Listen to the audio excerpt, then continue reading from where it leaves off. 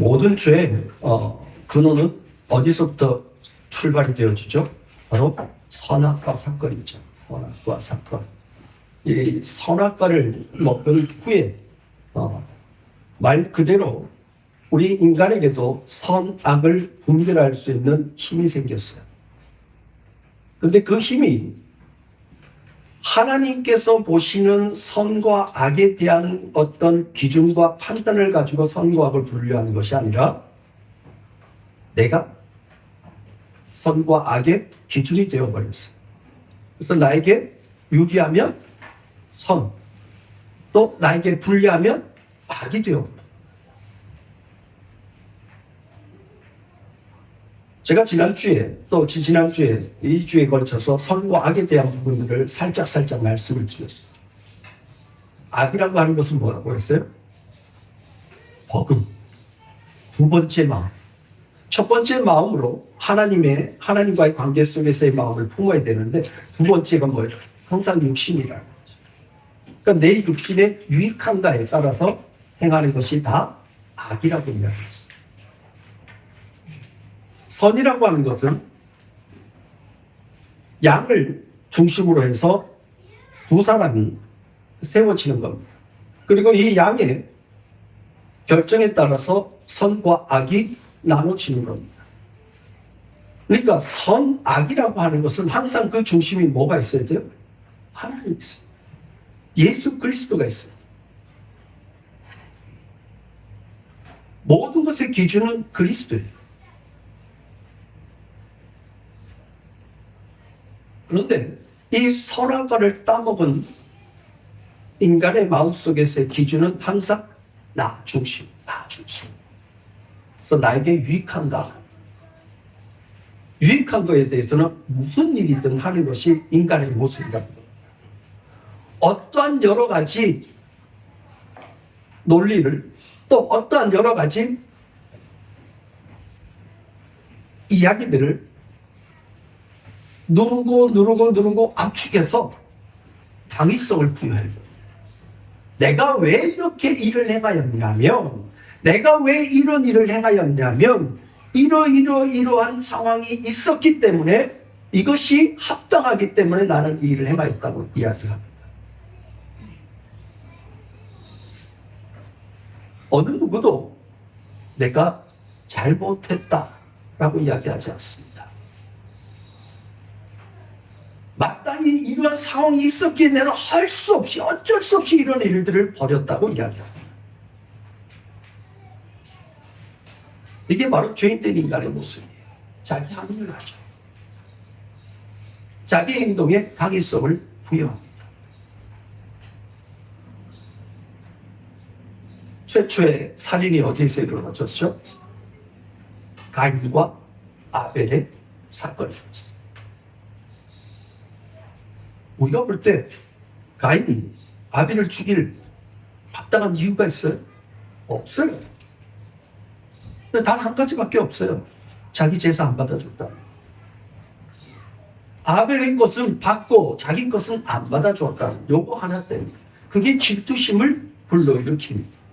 그리고 그 질투심으로 인하여서 아벨을 어떻게 들판에 불러다가 죽여버립니다.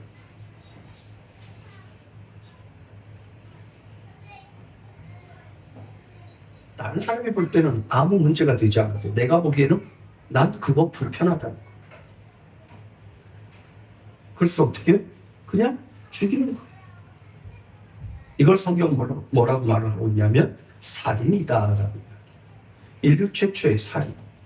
그게 뭐예요? 질투에서 시작됐어요. 쉽게 말해서 살인하지 말라라고 이야기를 합니다. 그러니까 사람들은 다 자신들의 가치관 속에서 뭐라고 해요? 아, 그래, 나는 살인하지 않지. 마땅히 내가 왜 사람을 죽여? 살인하지 않는 거지. 마땅하다고 생각합니다. 그리고 살인한 자에 대해서는 죽일 놈이라고 이미 딱 선을 그어버립니다. 왜? 성경이 분명히 하나님께서 말씀하셨기 때문에 살인하지 말라고 했는데 살인했으면 마땅히 죽일 자라고 이야기를 합니다. 그리고 그 살인이라고 하는 그 죄에서 나를 멀리 띄워놓습니다. 그럼 뭐예요? 나는 의로운 자예요. 나는 꽤 괜찮은 사람이라고 생각을 합니다. 이게 바로 인간의 모습이라는 것입니다. 나는 죄인이 아니다라고 하는 것을 이야기를 하고 싶은 것입니다. 하나님 앞에서 어떠한 방법으로든 나는 하나님 앞에 의로운 자로 세워지고자 하는 것이 인간의 모습입니다. 왜요? 하나님 앞에 죄가 드러나면 심판을 받는다고 말씀하셨기 때문에 어떻게 하든지 이 죄와는 나는 상관이 없다는 것을 알게 돼요. 이야기해 줘야 돼요. 그러기 위해서는 뭐예요? 그 죄라고 하는 어떤 죄목에 대해서 나하고는 상관없다고 담을 쌓아버리는 거예요.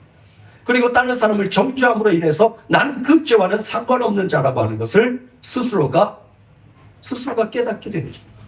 아, 나는 죄하고는 상관없는 자지. 그러면서 스스로를 뭐예요? 의롭게 생각하는 모습. 이게 누구냐면 선악과를 따먹은 인간의 모습이라는 거예요.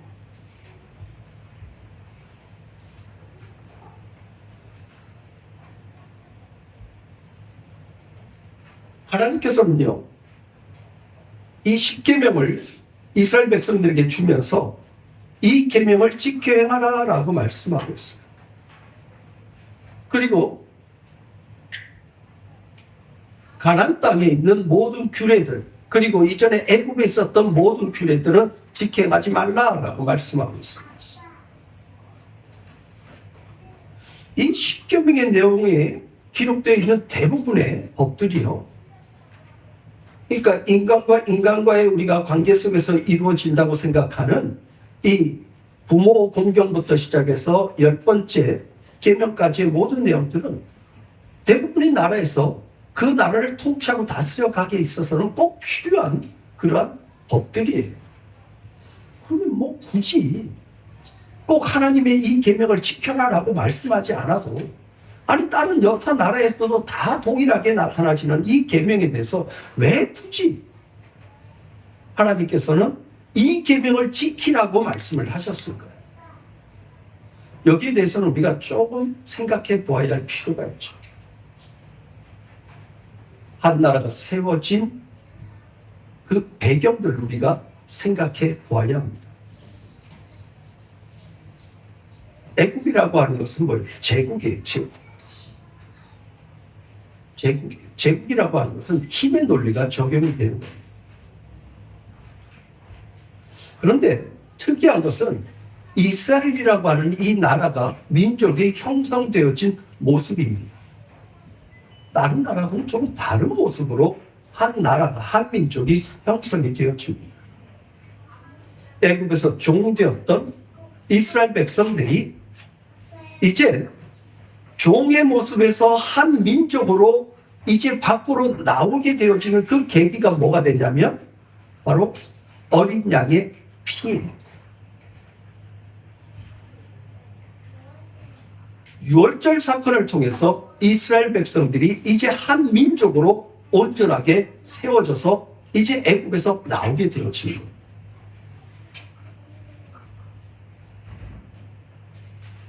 이 유월절 사건의 근본적인 정신은 뭐냐면 은혜예요. 은혜.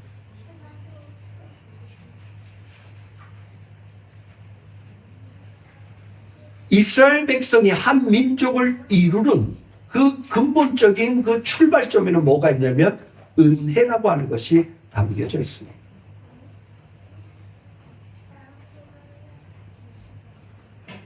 이스라엘 백성들이 원래는 애국 사람들과 별반 다를 것 없이 다 죽어 마땅한 자들이었어요. 그랬는데 무엇 때문에? 어린 양의 그 피가 그들을 덮음으로 인하여서 그들이 그 죽음에서 살아난 자가 되었다는 거예요. 그러니까 이스라엘 백성들의 마음속에는 하나님께서 모세를 통해서 뭐라고 해요? 이 유월절에 이 일들을 잊지 말고 기억해라, 지키라라고 이야기해요. 그건 뭐냐면 이 유월절 안에 담겨져 있는 그 내용이 무엇인지를 잊지 말라는 거예요. 그리고 그것을 지킴으로 인하여서 그 유월절 속에 담겨있는 그 의미를 깨닫고 그것을 후대에게 계속해서 전하라고 하는 의미가 담겨져 있는 거예요.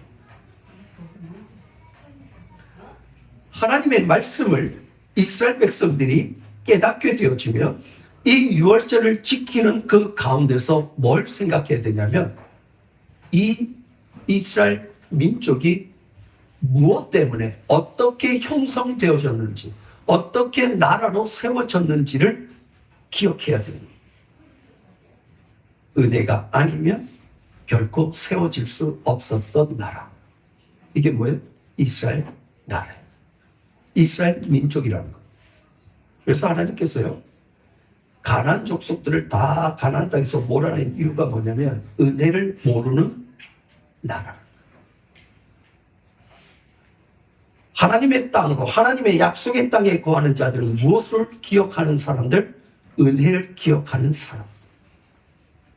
자신의 힘과 노력으로 열심으로 삶을 살아가는 자들이 아니라 오직 하나님의 그 은혜와 긍휼로만 살아가는 자들. 그들이 바로 이스라엘 백성이라는 것. 그래서 약속의 땅에 대해서 소개할 때 뭐라고 해요? 애굽은 발로 물을 대는 거예요. 밭에. 그러니까 넘쳐나는 거예요. 풍부함 속에서 그냥 발로 이렇게 물로 쭉 가면 물이 흘러서 자기 밭으로 그냥 가는 거예요. 그런데 약속의 땅은 어떠한 땅이냐? 물이 그냥 쭉쭉 빠져요. 흡수하는 땅이에요. 머물지를 못해요. 그러니까 천수답이라고 말씀하신 거 들어보셨죠? 천수답. 오로지 하늘만 바라봐야 돼.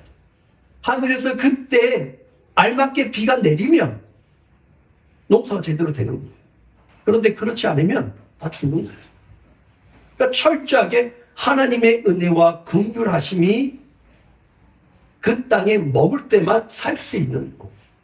이것이 바로 약속의 땅이에요.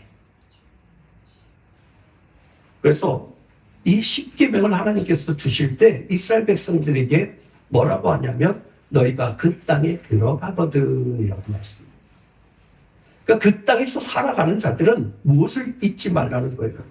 하나님의 은혜를 잊지 말라는 거예요. 너희들의 힘으로 너희들의 능력으로 그 땅이 얻어진 것이 아니라는 겁니다. 너희들의 수고하고 애씀으로 인하여서 그 땅의 농부와 같이 너희들의 것이 되어지고 그 집들이 너희 것이 된 것이 아니라는 겁니다.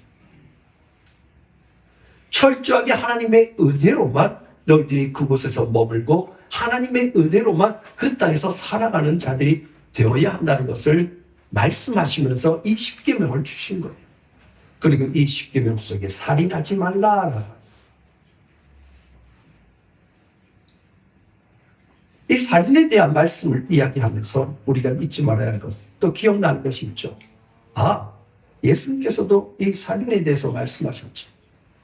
마태복음 5장 21절에서 너희가 살인하지 말라는 이야기를 들었거니와 나는 너에게 말한다. 내 형제들에게 라가라고 하라. 라가는 뭐 일반적인 욕이에요. 멍충이, 바보, 뭐 이 정도의 욕이에요. 그건 뭐예요? 그 사람을 무시하는 행동, 그 사람을 업신여기는 거예요. 나보다 못하다고, 조금 배운 게 없다고, 돈이 없다고, 가진 게 없다고, 지위가 낮다고 무시해버리는 그 모든 것들이 뭐예요? 예수님께서는 그것이 다 살인한 자의 모습이다 라고 말씀하세요. 그 의미와 은혜에 대한 의미를 연결시켜보면 어떤 의미를 갖고 있냐면 너도 하나님의 은혜와 긍휼이 아니었으면 죽을 자던데 너가 어찌 그 은혜의 법을 잊어버리고 세상 법으로 세상의 힘과 권리, 제국이죠. 애국이라고 하면 그 나라 속에서 배웠던 게 뭐예요? 힘이 있으면 뭐든지 할 수 있다는 거예요. 내가 능력이 있으면 다른 사람을 무시하고 그들을 다스릴 수 있다는 거예요. 이게 뭐예요? 애국의 제국이라고 하는 그 제국법 속에 숨겨져 있는 모습이에요. 너희는 은혜의 법으로 살아가야 되는데 너희들이 바로 그 애국의 그 제국의 법, 세상의 법을 가지고 사람들을 판단하고 그리고 사람들을 업신여기고 무시하는 것이 곧 뭐예요? 살인한 자와 같아라고 하는 거죠. 오늘 이 말씀을 적용해 보면요. 우리가 얼마나 많은 사람들을 죽이고 있는지 몰라요. 요즘은 아주 집요하게 댓글로 사람을 죽이죠. 그죠? 악플로 사람을 죽이죠. 그런데도 거기에 대해서는 아무런 죄의식이 없습니다. 마땅히 죽어야 할 자가 죽는다고 생각을 합니다. 과연 그럴까요? 이 땅에 마땅히 죽어야 할 자가 있을까요? 마땅히 죽어야 할 자가 있다면 바로 그건 나예요. 근데 나는 그러한 죄하고는 전혀 상관없는 것처럼 뛰어내요. 이게 어떤 누구의 모습이었어요? 바리새인들의 모습이었어요. 예수님 시대에 이 바리새인들이 어떻게 하면 예수를 죽일까 생각했습니다. 왜? 이 바리새인들이 생각하는 자신들의 세계관 속에서는요, 자신들은 꽤 의로운 자였어요. 아니, 죄 없이 흠없는 자였어요. 많은 이들에게 칭찬받고 있었어요. 그런데 다른 세계관이 와서 그 세계관을 부딪힙니다. 무너뜨리기 시작합니다. 하나님께서 이 세상의 법으로 살아가고 있는 이 유대인들, 이 바리새인들의 세계에 침노해버린 것. 그리고 그 세계를 무너뜨리기 시작합니다. 그러니까 어떻게 해요? 죽여버려야 돼요. 왜? 그를 죽이지 않으면 자신의 정체가 탄로나게 돼요. 자기가 그렇게 꽁꽁꽁 자신의 의로 꽁꽁꽁 싸매어 놓았던 것들이 정체가 탄로나게 돼요. 자신의 가치관과 세계관이 무너지면 못 사는 거예요. 그래서 어떻게 해요? 자기의 그 세계관을 공격해 들어오는 예수님을 죽여야 되는 거였어요. 그게 뭐였어요? 예수님을 십자가에 못 박아 죽인 것이 바로 살인이에요. 내가 생각하는 의로, 내가 생각하는 선함, 이것을 무너뜨리려고 하는 그 예수님을 용납하지를 못하는 거예요. 인간의 선악 기준에서 나는 꽤 괜찮은 사람이라고 생각했는데 그 나의 괜찮음, 나의 의로움, 내 선함을 깡그리 다 무시해버리는 그 예수님의 말씀이 어떻게 해요? 나에게 부딪히는 거예요. 그러니까 그만 죽으면 나의 이 의로움과 선함은 사라지지 않는다는 거예요. 그래서 어떻게 해요? 예수님을 죽이는 거예요. 이게 살인이라는 겁니다. 오늘 우리는 과연 어떻습니까? 정말 우리는 하나님 앞에 의로운 자로, 어느 누구도 살인하지 않는 자로, 정결한 자로, 온전한 자로, 죄 없는 자로 하나님 앞에 온전히 정말 세워질 수가 있습니까?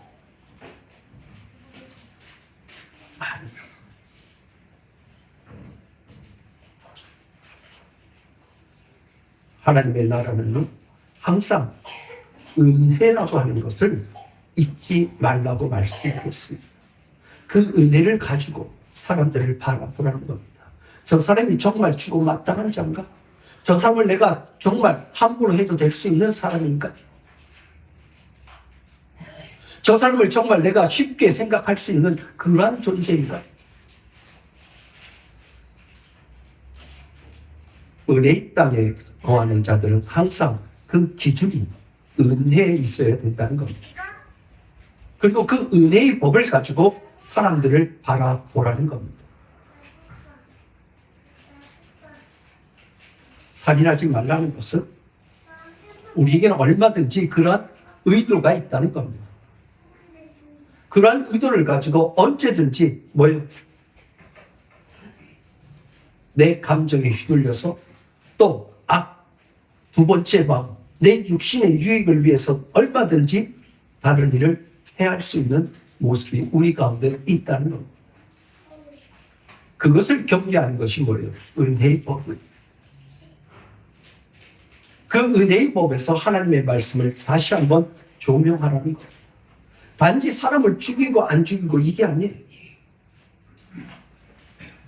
누군가를 죽였다고 하는 것은 결국은 뭐예요? 하나님의 그 은혜를 무시했다는 거예요. 세상의 법은 사람을 죽이는 것으로 끝나버리고 거기에 대한 법의 심판을 받으면 끝이에요. 근데 성경에서의 살인하지 말라고 하는 그 살인하지 않음에 대한 모습으로 누군가를 죽였다면 그것은 사람을 한 명 죽인 것에 끝나는 것이 아니라 하나님의 은혜를 무시한 자의 모습이라는 겁니다. 결국 하나님의 은혜를 무시한 자는 결국 뭐예요? 한 번의 죽음으로 끝나는 것이 아니라 영원한 죽음으로 끝마쳐지는 인생이 되어버린다는 것. 그래서 하나님의 은혜 속에 거하는 자들은 항상 기억해야 될 것은 뭐냐? 내 삶의 기준이 무엇인가를 늘 기억해야 된다는 겁니다.